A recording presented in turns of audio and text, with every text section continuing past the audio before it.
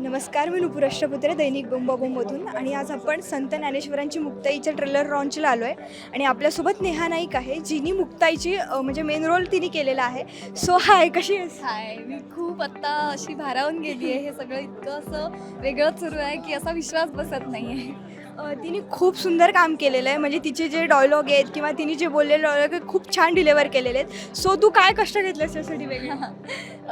खरं सांगायचं तर दिग्पाल दादाला फॉलो करत राहिले आणि अर्थात माऊलींची कृपा, मुक्ताईंची कृपा आहे की त्यांचा आशीर्वाद असल्याशिवाय हे होणार नाही. त्यामुळे कष्ट म्हणाल तर भरपूर वाचन केलं, जे दिग्पाल दादा सांगत होता भरपूर वाचलं. आमचे गुरु शामराव जोशी यांच्याबरोबर आम्ही वर्कशॉप्स केली भरपूर. त्याच्यानंतर खूप इम्प्रोव्हायझेशन्स करत होतो, स्क्रिप्टवर सतत काम करत होतो, म्हणजे स्वरलिपीचा अभ्याससुद्धा आम्ही केला.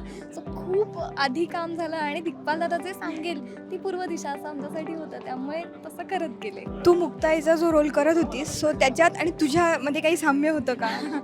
खूप खरं सांगायचं तर मुक्ताई ही अशी व्यक्तिरेखा आहे ना की आमच्यात काही साम्य असूच शकत नाही. म्हणजे त्या फार वेगळ्याच होत्या आणि आपण खूप सामान्य माणसं आहोत असं मला वाटतं. त्यामुळे साम्य नक्कीच काही नाही आहे, पण त्यांची जी व्यक्तिरेखा आहे त्याला ती इन्स्पायर करते खूप. त्यामुळे मी ते इन्स्पिरेशन घेऊन जगण्याचा प्रयत्न करते असं.